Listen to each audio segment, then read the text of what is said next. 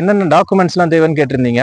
போன வருஷம் 2024 எல்லா டாக்குமெண்ட்ஸும் அப்ளை பண்ணும்போதே கொடுக்கணும் அப்படிங்கிற மாதிரி ஒரு கண்டிஷன் இருந்தது.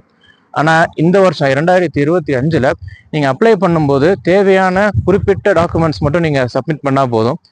சப்போஸ் ஃபர்ஸ்ட் லெவலில் உங்களுக்கு செலக்ட் ஆயிடுச்சுன்னா அதுக்கப்புறம் நீங்கள் மற்ற டாக்குமெண்ட்ஸ்லாம் சப்மிட் பண்ணிடலாம். இப்போ ஃபர்ஸ்ட் லெவலில் கண்டிப்பாக சப்மிட் பண்ண வேண்டிய டாக்குமெண்ட்ஸ் என்னென்னா, ஃபர்ஸ்ட்டு பாஸ்போர்ட் கண்டிப்பாக இருக்கணும். பாஸ்போர்ட் இருந்தால் தான் நீங்கள் அப்ளிகேஷனே ஸ்டார்ட் பண்ண முடியும்.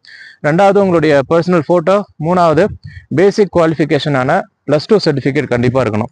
12th முடிச்ச சர்டிஃபிகேட் இருக்கணும். நீங்கள் எக்ஸாம் முடிச்சு ரிசல்ட்டுக்கு வெயிட் பண்ணிக்கிட்டு இருந்தீங்கன்னா உங்ககிட்ட சர்டிஃபிகேட் இருக்காது. அந்த டைமில் நீங்கள் அப்ளை பண்ண முடியாது.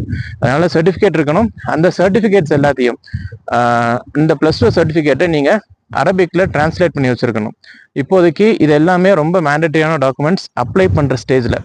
சப்போஸ் செலக்ட் ஆனதுக்கப்புறம் நீங்கள் மெடிக்கல் அப்புறம் ரெக்கமெண்டேஷன் லெட்டர் இந்த மாதிரி எல்லாத்தையுமே நீங்கள் ரெடி பண்ணிக்கலாம்.